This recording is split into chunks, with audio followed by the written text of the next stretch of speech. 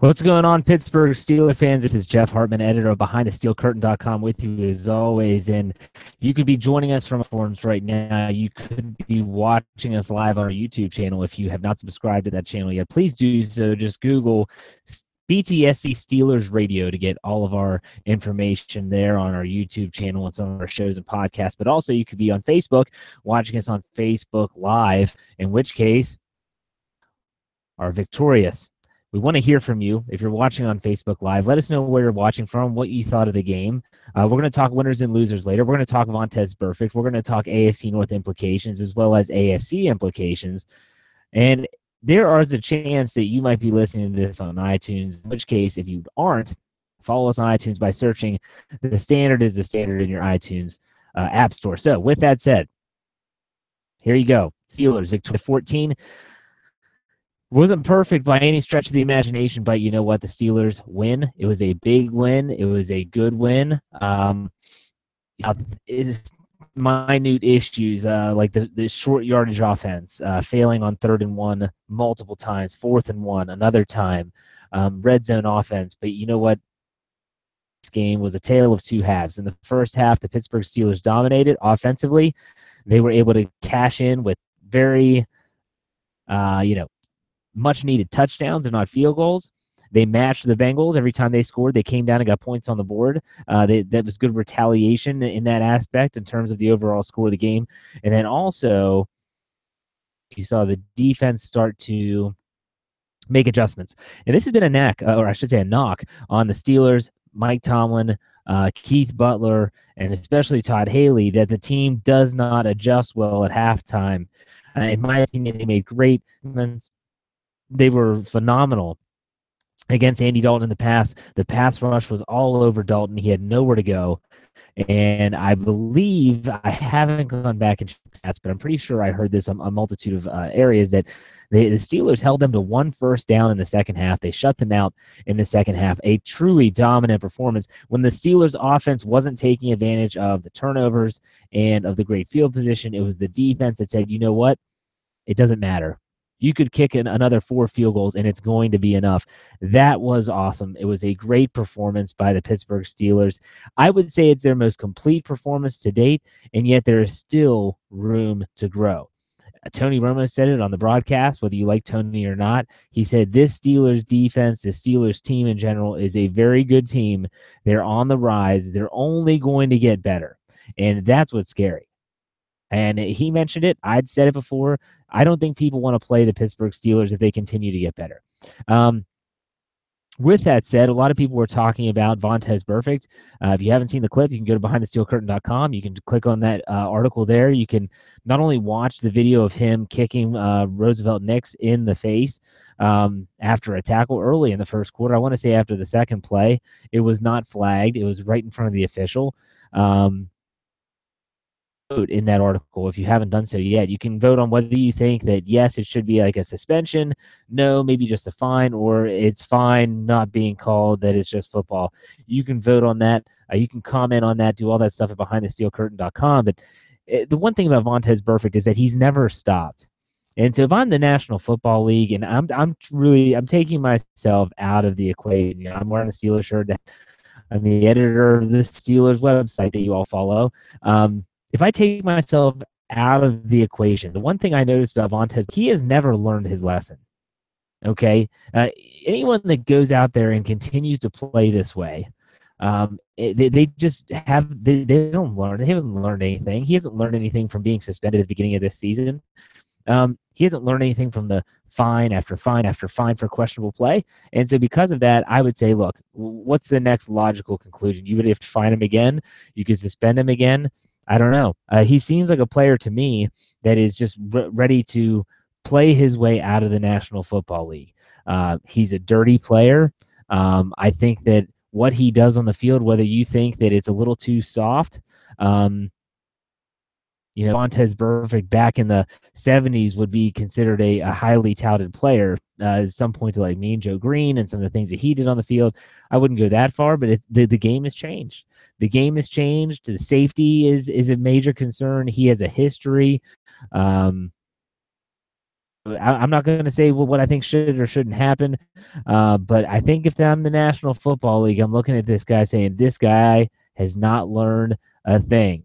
So Vontez Burfict, if you haven't checked that out, make sure you do so. It's pretty blatant. Pretty blatant video. I saw Mike Florio from Pro Football Talk right before Sunday Night Football came on. He talked about it. If it's making national news, you know the NFL is going to hear about it. You know the NFL is going to look into it.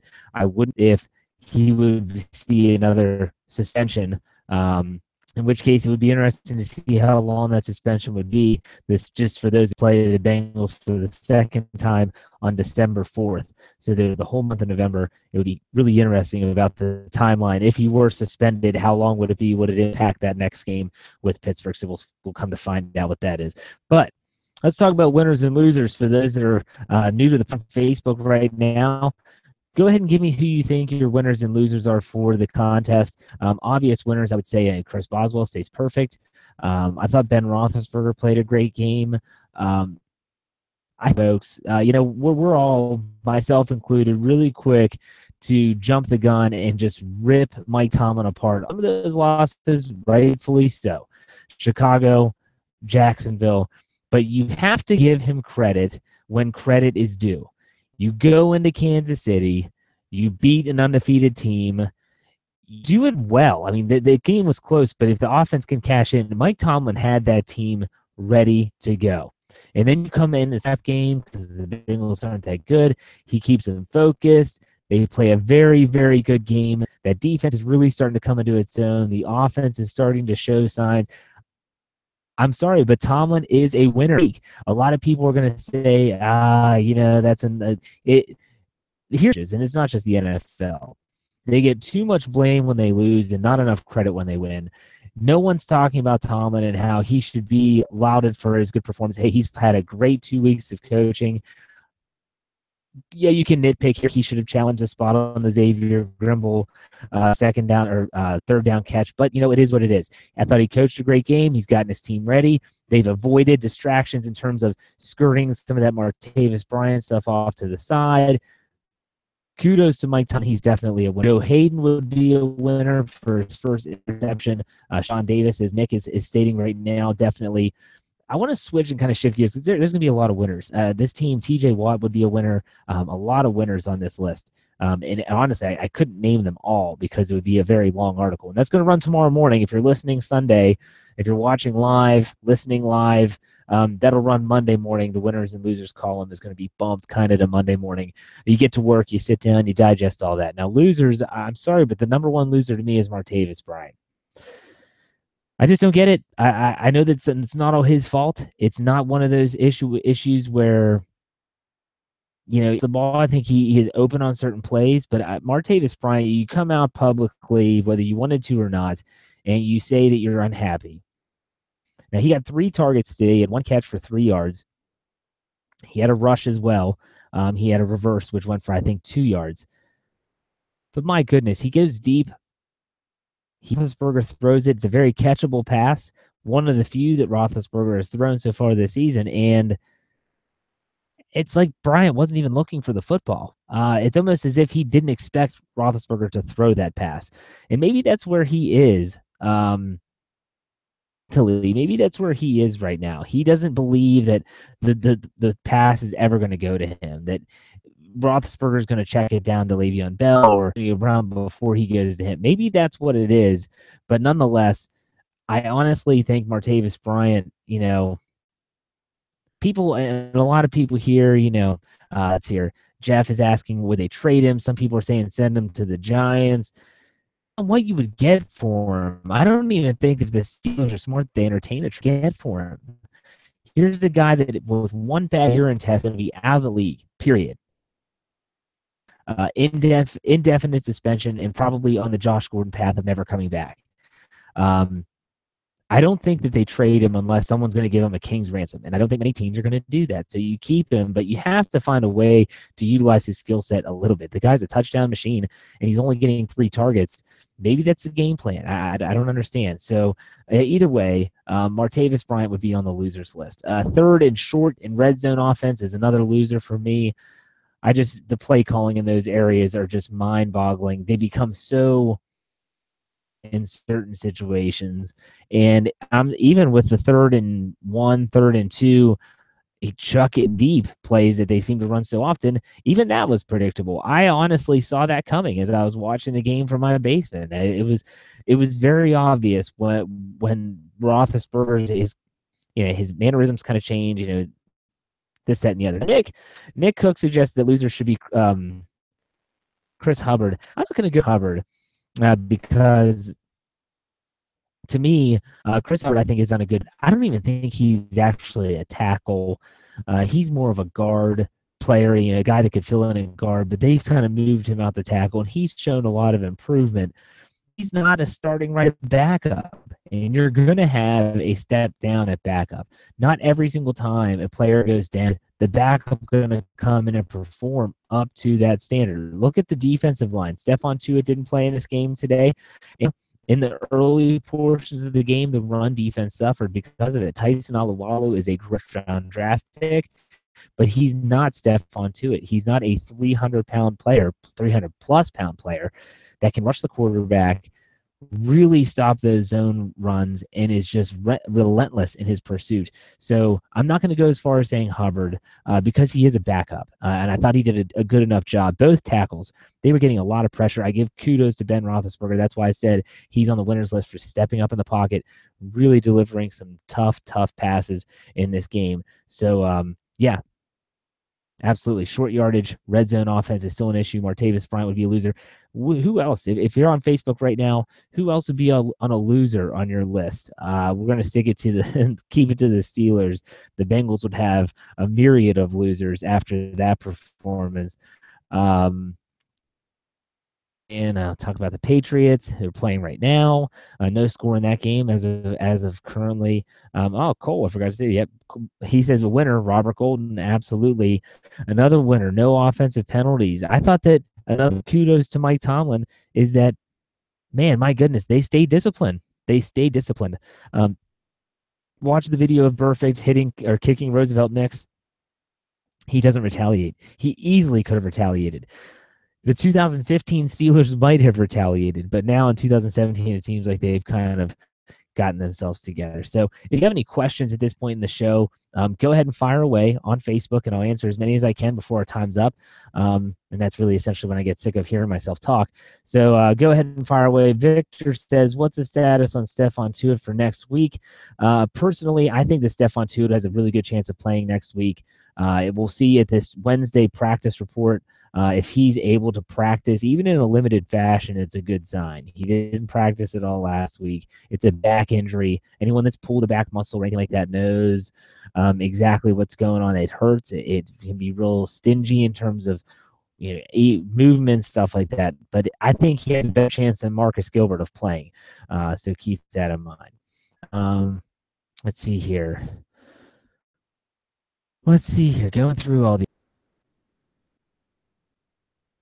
All right, so yeah, the people still and losers are talking about the red zone, talking about loser Todd Haley. His play calling has been predictable from time to time. If you're wondering about the run call, I think it was on second down at the end of the first half with 12 seconds left on the clock. That was a play call by Haley. Roethlisberger could have changed the play, but he decided to stick with the play. I know what happened. They had to settle for a field goal instead of getting a second penalty. I just read the penalty on the screen. Instead of getting another playoff by using their last timeout. Let's see here. I'm not giving us 7 seconds on that timeout. That's what the play I'm talking about. Mainly because I think that they thought Bell was still trying to gain yardage and they didn't blow the whistle dead. I don't think that's a Mike Tomlin thing, that issue right there, but still, what the heck. Winners, the no penalties. Rob is bringing up 1 penalty for 5 yards, no turnovers, cleanest game he can recall watching, especially against Cincinnati. I mean, that's incredible. Caleb asked, what do I think about the Lions game next week? Well, it's we're talking about we're talking about knee-jerk reactions from this game, but I'll give you a little bit of commentary on it. I think that Matthew Stafford's banged up. He's been beaten to a pulp at times. they are a very good offense. He's a good quarterback. I've always liked Matthew Stafford, but if the Steelers can get to it back, I fully expect this game to very much resemble the game that was just played, except I don't think the Lions defense is nearly as good as the Cincinnati Bengals defense is. If the Pittsburgh Steelers should be able to go to Detroit. They should be able to handle their business. Look, if you watch this team close, they're turning into a running football team, and that's a good thing. People should be happy about that. Rob brings up Le'Veon Bell's stiff arm, but Mike, yeah, that was impressive. That was one for the ages in my book. Something like a basketball, essentially. But yeah, the Steelers are turning into a running team. And like I said, that's not a bad thing. I mentioned it before on this show. I've mentioned it on The Standard is the Standard, our show on Wednesday nights. And I said that, in the twilight of it was Terrell Davis that got him those 2 Super Bowl titles. Ben Roethlisberger in the twilight of his, as people start to think about what this team is, what's the identity. You saw it today. Again, give Le'Veon Bell the football, make smart ball, play really good stifling defense, get some turnovers, win the game, stack the wins, and there you go. So, yeah, injuries. Didn't even mention injuries because I can't believe that the Pittsburgh Steelers played the Cincinnati Bengals and they didn't have major injuries. Vance McDonald, he had a knee injury. He was left. The game was listed as probable per the Steelers' official public relations team, but didn't come back. Xavier Grimble filled in. He's going to be the only new injury to keep an eye on, but Tuitt and Gilbert will be the major injuries to watch throughout the week. So, 29-14, the Pittsburgh Steelers win. If you're watching on YouTube and you are subscribed to our channel, I thank you. If you haven't, please go do so because there's some really good content coming out here. If you're watching on Facebook, if you're one of our 72,000 followers or whatever number we're at now, thank you very much. I really appreciate you being a follower of BehindTheSteelCurtain.com. Tomorrow, there's going to be a ton of good content on the website. Check us out, BehindTheSteelCurtain.com, for all your Pittsburgh Steelers needs. Until next time, Jeff Hartman, editor of BehindTheSteelCurtain.com.